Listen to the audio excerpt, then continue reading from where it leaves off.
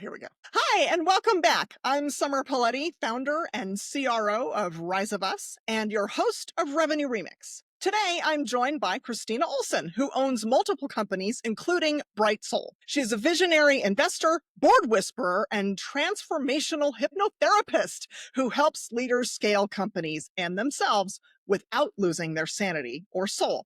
After building and selling a $5.5 million company, surviving a hip replacement, 2 divorces, and 5 kids, wow, she now teaches high achievers how to stop white knuckling life and start rewiring from the inside out. Today, Christina is sitting in Aurora, Illinois, USA. As an exited founder, she's defining her next chapter on her own terms, and I am confident you'll find inspiration from her insights. Well, that was a heck of an intro. Welcome back to Revenue Remix, a podcast from Rise of Us, where we take a fresh spin on driving revenue growth, hosted by Summer Poletti, a fractional CRO who works with business owners and leaders who feel held back by outdated systems. This podcast explores how adaptable, unified frameworks can transform static processes, equipping teams to meet evolving customer needs and drive resilient, lasting growth. Each episode features insights from Summer and her guests, offering practical strategies to sidestep common pitfalls and build real revenue momentum. It's time to remix the way we think about growth. Enjoy the show. Welcome, Christina. Thank you for having me. Thank you for making time for us. Our audience is mostly founders and CEOs and owners, and so I know you're going to have some good stuff for them. So we feature the whole person here. Let's get started with an early job or youth activity that might be a little bit surprising to the audience. Well, I don't know if it's surprising, but I started working when I was really young, about 12. I was babysitting, got my CPR certification, all that good stuff, because I always had this internal motivation to have more than growing up. My parents did everything they could. They were great to us, but they were very young and they weren't able to, provide everything that all my friends had and things like that. So I started working, transitioned really quickly. When I was 15, I got a job at the YMCA as their front desk operator. And now you would know, like, when you go in and you sign all the kids up for swimming and classes and things like that, I did that basically through my entire high school career and into college. So that's how I got started. That's a serious job for a high school student. I mean, most of us worked at the mall, right? Yeah. Yeah, I really gave me the insight into how do you run a business and what is customer service and what does that mean? No, that's good. And I can relate to that growing up story. I never had a lot. And that, when people ask your why, like, why do you work so hard? And it's like, well, because we grew up in a rough neighborhood, and my parents did what they could as well. I'm not shading them, but it was just a totally different upbringing. Yeah. Yep.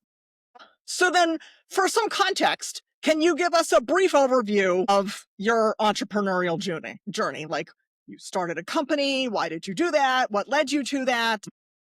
I mean, my journey really begins even as a young child. I always wanted to be free, and I had freedom as my core set of values. Now, I didn't really understand that value of freedom until way later in my life. Now, looking back, like everything I did, I was a free spirit.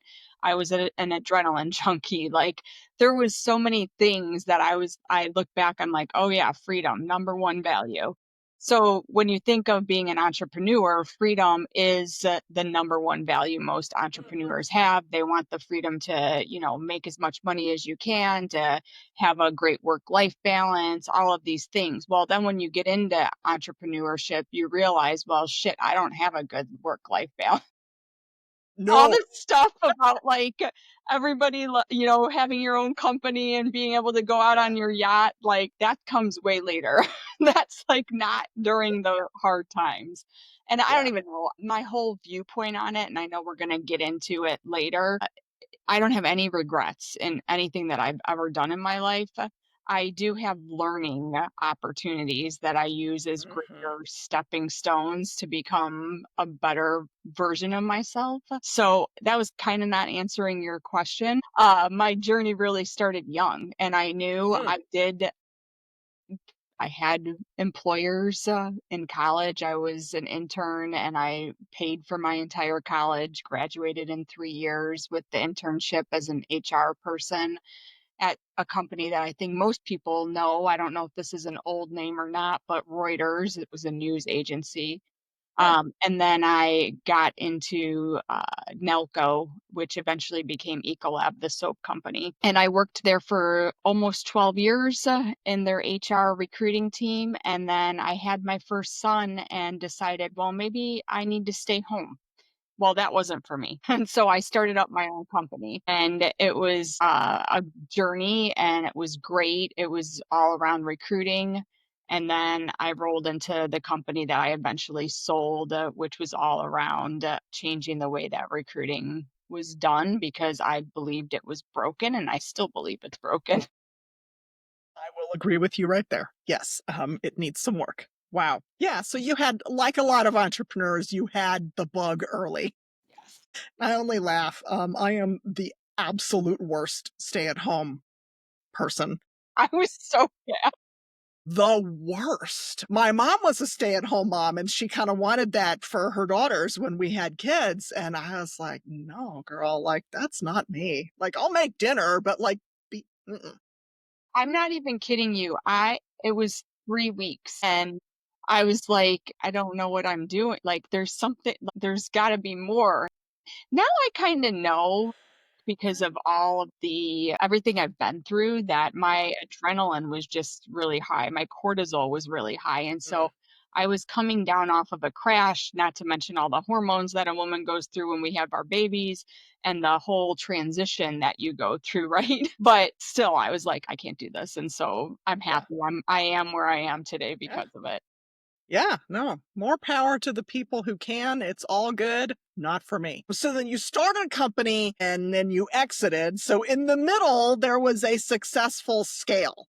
Looking back, is there a lesson there? Is there anything you'd do differently if you were going to scale a company again? The one thing that I would suggest to anybody who's just starting out is to have a plan to exit because everybody exits.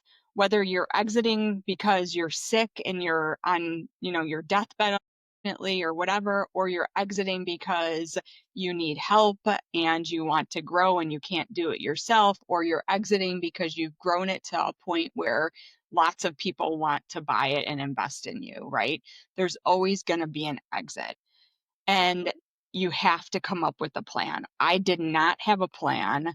I was what you'd call an owner operator and very embedded in my business. If I was sick, the business was slowing down. At one point, I did have over 150 people on our payroll. I had 20 recruiters reporting to me directly. Just imagine that, right? Holy moly. So Oh my God. anybody who knows anything about corporate America or, anything, we That all is a know 20 lot of people direct reports. too much. And then I was so in the weeds of the company. I was acting as the CEO, the CFO, the CTO, like everybody, right? I wasn't giving myself enough time to be strategic. And I was letting my clients manage me instead of me thinking a little bit more forward thinking on how is this all going to play out down the road? And oh, by the way, I'm the only one who has the energy to do this right now. And I'm the one putting in 90 hours of work. And when I'm tired and I get sick, insert huge hip replacement, right? What's going to happen? And I would say my advice to anybody listening to this is have a plan, surround yourself with 3 people that you trust that are better than you. And those 3 people will help you to grow. And again, no regrets, but I do wish I would have done that. Yeah. Yeah, that makes sense. I do tell people that, like, you need a business plan. Mhm. Your exit has to be in that business plan. And then, unfortunately, you do have to go back and be willing to revisit it and maybe revise it. Because sometimes, you start thinking you're going to be big and and then it's like, well, I don't like this, or something happened in life and I'm going to have to exit sooner or different or something like that. But you should have an idea of what the end looks like. I mean, it's on my shelf. It's one of the 7 habits, right? Start with the end in mind, I think. Begin with the end in mind. Yeah. I love the book. It's still so relevant today, and it's Yeah. an amazing book. Yep, that's what Yeah. you need to do to be successful. And your end doesn't necessarily have to be the same ending every year or whatever. Like you said, revisit. I tell all my clients, set a vision, live by that vision for 6 months, then go back to that vision and see where you're at and how that feels to you. And if it feels wrong, it feels like you're moving in the wrong direction, revise it and make the steps necessary to keep moving forward. Yeah. Yeah, for sure. So then it sounds like when you make a mistake, you reframe it as a lesson learned, which I think is really smart, Yeah, because then you're not getting down on yourself. that's right. A mistake is so stone to even greater success. Mhm. Yeah, I love that. I mean, it's like learn whatever lessons necessary, take it with you in everything that you do going forward. Yeah, yeah. It's such a powerful way to reframe something that you could carry with you, and it might feel shameful or regretful or whatever. That's great. I like that.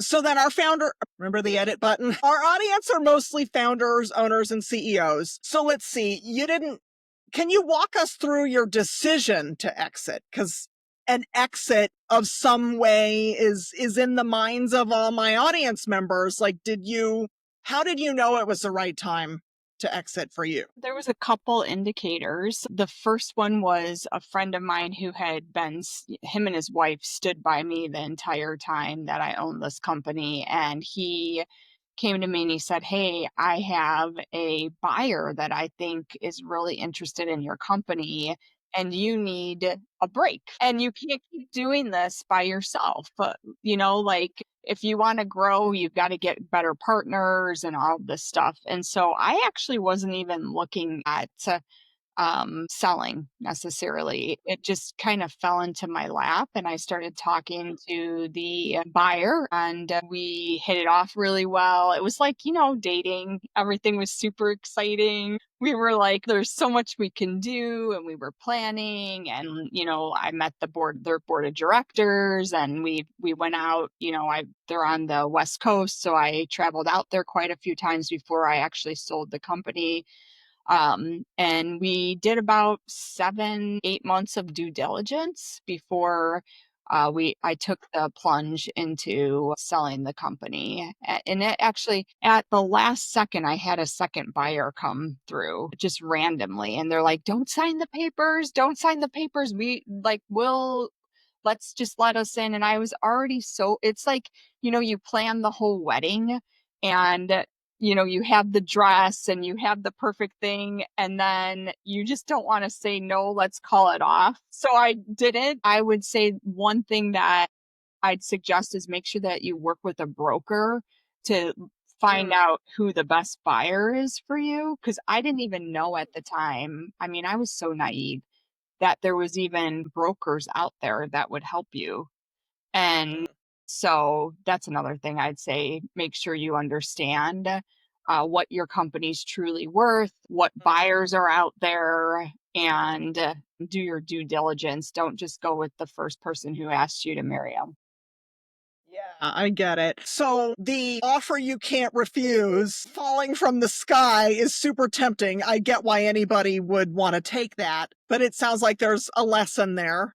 Mhm. Okay, so then what surprised you most about the exit process, or maybe the time immediately after your exit when you finally got that break? Geez, a lot. So I didn't realize how emotionally tied I was to my company, how much I had grown it as a baby, gave birth to it, grew it. I Mhm. watched it crawl, walk, and run, and it defined me. I mean, even as a mother, and I had lost that part of me, right? And I was completely defined by this company, and I didn't have a plan. My plan was to stay with the company, right, and work there until I got old. And we saw this like great company keep growing. Clearly that didn't happen. I'm not there anymore. And so yeah, that's the thing that surprised me the most. It was that I lost my identity. Hits home. It wasn't my company, but it was a place where I worked. And I went through that after the owner sold the company. And I was like, I just spent almost 20 years there. And like, what do Now I do what? now? And I felt like, yeah, it felt like I lost a huge part of me. And I was like, did I waste all that time? Because now I don't know what I'm going to do. It was really, really weird. And I'm like, it's a company. Like, it was a job. What's wrong with you? It was really weird. Well, I, now I ask people, what it is, what they stand for outside of the titles, roles that society puts on you, right? And I had to do a lot of soul searching to answer that question. And for me, like now, my answer to that question is I am love. I'm here to give love and support to other people. And so when you ground yourself in what vibration you are, then you can spread that throughout the world in a way that isn't defined by I'm the CEO, I'm the founder, I'm a mother, I'm a wife, I'm a whatever daughter. You have a different way of viewing life. I like that. I it's not just a woman thing, it's a man thing too. Like we're defined by whatever role we give ourselves. Okay, that's really interesting. And then I want to touch on something you talked about, like finding a good fit for the company when you exit. Like you want to add a little bit of color around like what a good fit might mean to a business owner. A good fit's gonna be different. It's gonna mean something different to everybody. It's that I would like when you're, after your company started and you've got things going and it's working, right? And so like your vision's coming true, then you've got to sit down and think about, like, I know it sounds corny, but what are your values in the company? What are the things that that energize you as the leader of the company? And what are the things that really drain you? And start to look for partners and or selling the company, whatever, that align with those things where the synergy can be that you continue to do what really energizes you and stay in a place that is playing to your passions and your strengths, and you feel good waking up every day. And then find partners that are willing to take on the things that just drain you, that you just don't enjoy doing. And so that's one way to start to think about, how do I exit my company, is starting to surround yourself with those partners and those people that will be there. And that could end up being a partnership that leads to a sale or an acquisition or whatever. That was very insightful. All the things that you don't like to do. Hire them out. Okay, so we're going to pause for a quick break from my sponsor, but stick around. After the break, Christina's going to talk about defining your next chapter, her investing lessons, and a very surprising leadership tool. And then we don't. Summer Poletti of Rise of Us helps her clients transform by building adaptable, customer-focused sales systems that replace outdated models. With these new frameworks, their teams can respond quickly to evolving customer needs, reduce friction, and work as one cohesive unit. This shift equips them with the tools to drive consistent growth, lowering churn, and creating lasting customer relationships. As a result, They achieve sustainable revenue growth that positions them ahead of competitors and prepared for future challenges. Together, you and Summer will create a foundation that not only meets today's demands, but supports long-term success.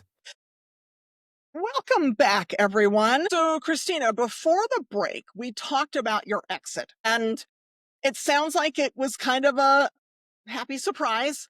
How did you start to plan out what came next? Planning out what came next.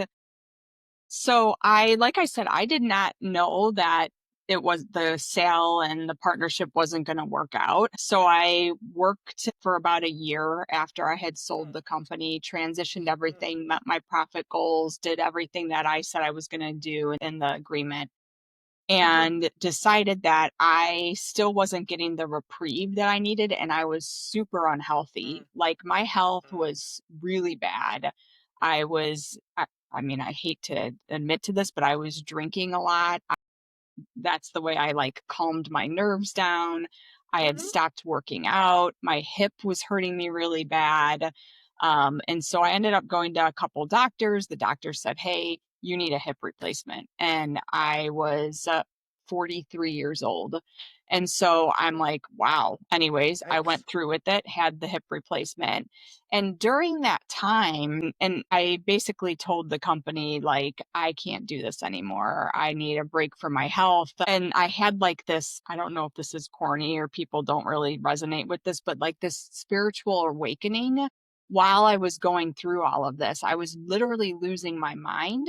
And I was so torn on what was going on with the company. I think I was also actually, I know I was very distraught about like just my own health and like my life. Like I felt my life was falling apart, even though, come on, what percentage of women sell a company and can walk away with, with a lot of wealth, not a and so my life wasn't falling apart. It was all in my head. And I actually stumbled upon this book on Amazon called Becoming Supernatural by Joe Dispenza. And it was so weird because I hadn't read any books that would align with that. And so I ordered it and I read the whole thing because I had my hip surgery. I was in bed, I was doing rehab, all that. And I started practicing what he put in there. And the one thing that really stood out was when you're obsessing over something, like I was obsessing over losing my company. In the book, he says, what would happen if you just shot that person or that thing up into the universe and just let it go and pretended like it was never there? And so every morning, that's what I worked on. I shot it up, whatever was bothering me, up into the universe, let it go, and just realized like life will pan out. And as long as I'm the observer and understand that the way I'm acting and everything, it was my own doing. It was my own mirror that I had to work through in my life, right? Reflecting everything back at me. And so for me, that's the journey I had to go on to get to where I am today. And as soon as I was able to sort out the emotions of loss and abandonment and all fear, all these things that I had, these negative things I had going on, my life started to turn around. And I poured a lot into Bright Soul. Bright Soul has merged into many different things over the last 2 years, but there's really three pillars. The first one is my investments. I sit on a board of directors for a few of the investments that I have. I also work with a company called She's Independent, and that's a syndication group where I'm able to share some of my insights and thoughts, and we pool our money together for really awesome investments, mostly angel investments, safe convertible notes, that kind of thing. And it's fun and rewarding. And so that's the one area where I spend a lot of my time. Another area is the business advising and my hypnosis business. In December of 2024, I was like, oh, I need to do something fun. And I went to my husband. I was like, I have this great idea. I'm going to get certified in hypnosis. And he's like, is this like one of your like 25 million things that you come up with every day? Cause I'm like the serial visionary person. And Yes. I'm like, oh, and then I'm going to do this. And he's like, I can't even keep up with you. You have like 15 companies started in like a week. Anyways, so I decided to do it because I've been super into like slowing down, meditation, all of this stuff. And I started thinking back to how did I do it with my company, going through scaling my company, going through COVID, going through a divorce, having kids that were basically homeschooled. And I was able to grow my company in 1 year from to 2.5 million. And then the next year, 2.5 to 5.5 million. How did I do that? I did You it with hypnosis. text in a year? Hmm. Yeah. Oh, Yeah. okay. So Wow. I did that with the help of the right tools and modalities, and that was with hypnosis. I found an amazing company here in the Chicagoland area, which now I'm part of. It's Meridian Peak Hypnosis. I work there part time in the office and do virtual sessions. And he helped me realize that a lot of what I was going through was my own issues with how smart was I? I'm not smart enough to do this. All these limiting beliefs that I brought in. And even with my relationships that I had with, ex spouses and all this stuff, was all of these issues that I was having within myself. And he helped me realize that. And so I got certified so I could pay that forward and give that to other people. It's such a gift. And that's why I did it. So that's kind of the second piece. And then the third piece is more around just our podcast and having fun and giving back to the community. I actually thought that the podcast was going to be more of a nonprofit school that I was going to start. But when I started looking into it, I was like, okay, I can do a lot of things, but I am not an educator. That's just outside of my realm right now. Who knows what the Yeah. future will bring? So we started the podcast. That's why you're so good on camera and you're so natural. And then so your surprising leadership tool, wow, there's a lot there. Your surprising leadership tool is hypnosis. Now, I would not think of that in the context of like work or helping you in your work life or anything like that. I'll have to admit that I don't know anything about hypnosis other than I've heard people have used it as like a habit cessation tool, quitting smoking or things like that. I've heard people have success there, but you're honestly the first person I've talked to who said they used it um to help their work lives. And so there's a couple things I can tell you a little bit about it, and then I'll actually Yeah. give you a quick demo of how powerful it is. Um, so when you look at talk therapy, it usually after like 20 to 30 sessions, you can see about a 3% change in what you're Hmm. talking about. What happens is you're reliving the same thing over and over during talk therapy. I know a lot of people love it, they swear by it. They have to go every week for a long time. Mm-hmm. Hypnosis from like 3 to 6 sessions, it will help you change beliefs as long as you want to change them. And it's done by accessing the subconscious mind. And so what the premise of it is that it's not like I'm putting you into some like trance, don't like stage hypnosis, right? Where like I'm going to steal your Yeah. credit card and then I'm going to go and Yeah. Or I'm going to start acting like a chicken. I wouldn't be here if I could like make somebody tell me what the lotto ticket numbers were going to be, right? Like Right. that was like that kind of witch magic, then everybody would be doing hypnosis. This is Mm-hmm. more of you want to change. You have some limiting beliefs that you were raised with, society puts put into your brain, government, education system, whatever it is. You know that those beliefs no longer serve you and you want to get over them. The easiest example would be, everybody can relate to this. I'm really fearful of spiders, right? And there's people who can pick up the spider and they can put the spider outside and they're fine, right? That was their belief system. Spiders are not scary. There's other people who are like, I can't even kill a spider. I have to call my kid or my husband or whatever in to like kill the spider because it's put me into total like disarray and I'm so afraid of it. I got the raid can out or whatever. So if you're ready to change that behavior, if you're super scared of spiders, super scared of going to the doctor, different things, I can help you get through those different fears. A lot of people I talk to, especially leaders, they are afraid of going up in front of a lot of people and speaking, and they have this like confidence issue. And so we work through that. And really it's three to 6 sessions at the most, and you can go on and feel great. I call it like getting your magic back is really what it is.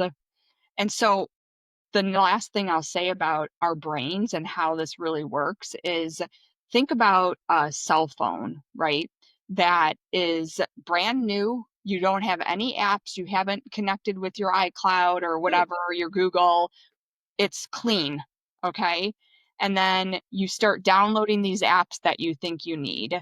And before you know it, you have 16 different screens with, 60 different apps that you've accumulated along the way. And now your cell phone is really slow. The battery dies really fast, and you don't take the time to clean it up. It's the same thing with our minds. Everything that we learn is a program that's downloaded. We hang on to it. And at one point, it served us, it served a purpose. Most likely, it's keeping you safe. And so when that belief system changes, it no longer keeps you safe, it hinders your progress in life. And we take that belief system through hypnosis and we remove it and replace it with something else so that you can continue to live your life, love your life, and take steps to make it better every day. That's interesting. And when you talk about self-limiting beliefs, I work with a lot of founders. They all they are all the bottleneck at some point in time, whether they know it or not. And Mhm. sometimes, like, I don't talk to them and try to get them to realize that they're the bottleneck. Like, I will only work with the ones who do and are ready to do the work to get out of their way so that they can grow. But it makes me think that, like, could you help them Mhm. work through some of that? Because they work really hard. The whole business depends on them. They can't take time off. They can't trust that they can let go of certain things. And you're nodding your head. Okay. All right. Yeah, that's exactly right. And I'll leave it with two things. What you just said is to me summed up in one way of thinking. You're either your best friend or your worst enemy, and choose to be your best friend because in the end that's all you have. And so see and observe what you're doing and how you're affecting your company or your employees, and take a step back and realize that everything that's coming at you is just a reflection of what you have going on inside. Mhm. Yeah. And it's things you picked up in the schoolyard that you keep with you. Yep. Keep you Yeah. Okay. 100% to keep you safe. It's not something that you're doing to be malicious or what. It's No, things no. that you picked up along the way to Mhm. keep you safe. Hmm. I like the way you frame that because there's no shame involved. You picked it up. It's not serving you. So what I'm going to want to do is like link in case anybody is interested in exploring or having a conversation. I mean, my eyes are opened. I didn't think of, hypnosis seems like some woo woo Right. stuff. Yeah. Yeah. I know. I actually talked to a friend. She helps people get board seats all over the United States, and she's really really good at it. She gets you ready, she'll help you through the whole process. And I was talking to her and I said, I want I want to do this hypnosis thing. And I said, but I'm scared that people are going to think I'm woo woo and crazy. And she said, hey, own it, put it all over LinkedIn, like own the shit out of it, because that's you, and you're going to help the people who want to be helped. And so, yeah, it's woo woo. I get worried sometimes talking about it, but I'm also very business too. And Mhm, I'm very mhm, successful. And mhm. I've been able to do all these things with these modalities that I'm sharing with whoever will listen and accept it so that you can have your own magic. We all have our own magic. It's just finding how to release it and own it. Mm. Yeah. Well, and I like what she told you to own it. If you own it, you're going to find your people. And whoever isn't interested, like, they weren't your people anyway. So Right. That's that's right. super smart. Okay, let's see. So I want to touch on investing. Investing is a lot of successful exited founders' next chapter. Can you talk about any lessons that you learned early on in that area of your new life? Yeah. I mean, people are not going to feel sorry for me when I say this. I'm just going to say this. My first investment was a mistake, a huge mistake, because I was naive. I didn't do my research. I didn't understand the investment world. And I am counting the days where I can sell back that investment for like a penny and be like, I screwed up. Good, bye bye. Like just to shove it. So I would say from an investment perspective, another thing you have to I'd be happy to talk to you. I'd be happy to introduce you to our She's Independent team. Get on a team or a group of people, like a syndication group that you can learn from before you go thinking that you can do this yourself. Especially like for me, was like, I'm going to be an angel investor and I'm going to help all these people that were like me, that instead of having to sell their company, I'm going to invest in them and then give them the freedom to do what they need to do. You got to just do your research, join a syndication group first, slow down, make sure that you really understand the books and the finances of anything that you're going to invest in. In the end, you're really investing, whether it's a startup and it's an idea, or it's a company they're in their series E funding, whatever it is, like you have to understand what the financial plan is, what sets them apart from everybody else, and really what's in the bones of the company before you invest. And even then, investing is a risky business. You don't invest your entire life savings. You have to allocate money across in every area so that you have certain amount that you're setting aside, whatever feels right for you. I think there's like some guidelines around 20% of your wealth or whatever should be whatever. I hate the word should, but should be set aside for more risky investments. And then everything else is put into something that's a little bit more stable. Yeah, I could see, yeah, that's a hard lesson to learn, whether you can afford it or not. That's a lot of zeros. I get it. Right. I appreciate you being honest there. I mean, I'll be honest too. The first thing I did was invest in myself. I invested in a business and I lost an amount. It didn't work out, right? Sometimes your business is successful, sometimes it's not. And, I'll carry a little bit of regret there where I'm like, oh God, I really wish I hadn't done that. That was a really expensive lesson to learn.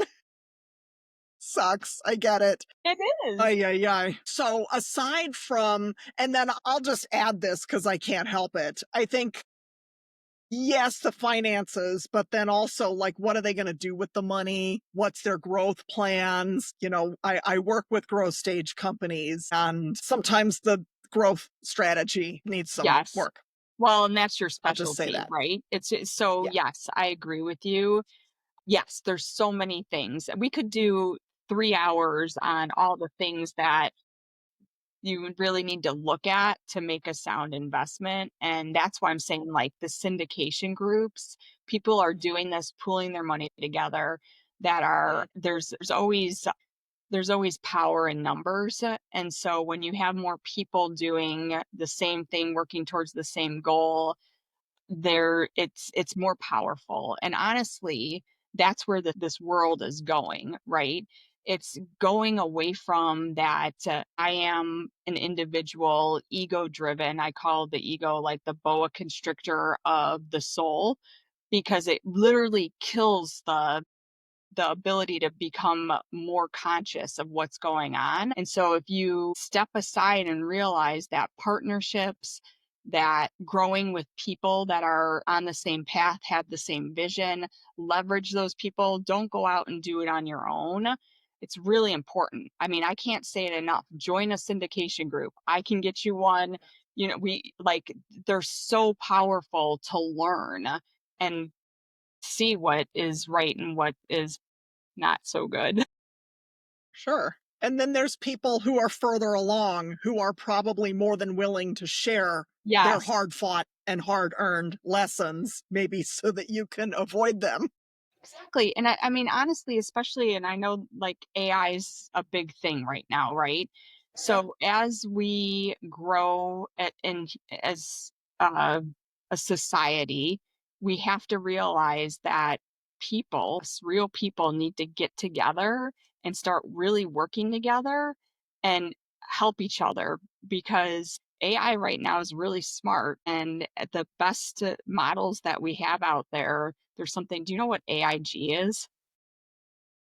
So it's like it's where they can measure like how smart the AI is compared to humans.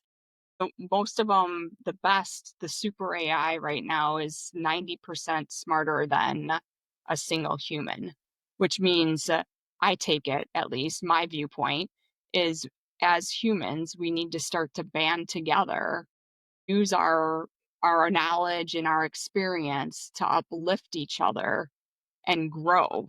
And so we can stay on par with continuing to make technology that's going to be even better. We can't do Mhm. that alone at this point. We can leverage AI to increase that, but we have to become more conscious as a whole and as a Mhm. humanity, and realize that a lot of the reasons why we fight and that we don't get along are just our belief systems. Who told you like don't like this person because they're that religion? Don't you know like that's a belief system that was brought up through somebody telling you what to think and how to think. Set that aside and let's have a better society. Yeah, for sure. And the one thing that AI can't do is the nuance and the EQ. So we're getting into this is my woo woo stuff, is like the EQ. Yeah, And EQ, unlike IQ you're born with, EQ you can improve if you work on it intentionally. And I foresee empathy and EQ as being something that becomes increasingly important. 100%. And that's, again, I'll bring it back to hypnosis. The more that you can change your beliefs and become the observer of your life and Mm, realize that the thoughts that you're thinking are just thoughts, most of them don't come true. And now all you have to put yourself in the situation that you're currently in and make the best decision for everybody that you possibly can, and set aside the old belief systems that you once had. And so I'm so into that and all the emotional intelligence and all of that. mhm. That's why I decided to go in and get my certification for hypnosis to help Nice. people through that. Yeah, I like that. That sounds like a very rewarding next chapter. Yes. So, for anybody who is a growth stage founder who's listening, or an owner, do you have just one little nugget of wisdom for them today? Yeah. I would say one thing that you can work on every day is to take time for yourself and to figure out who you are outside of being a founder or a CEO or whatever, and sit with that and resonate that through your company. And when you know who you are, not fluffy title or whatever, abundance will come. Yeah. Who are you outside your title? And don't say mom. Yeah. Or your company, right? A lot of Yeah, us, yeah. our companies or our jobs define us. And I'm going to add, because that was me, even if you're a senior leader, you probably should do that same exercise because a lot of people are defined by their careers. 10. Yeah. Okay. Because your career things are changing. So know who you are at the core. Yeah, yeah, for sure.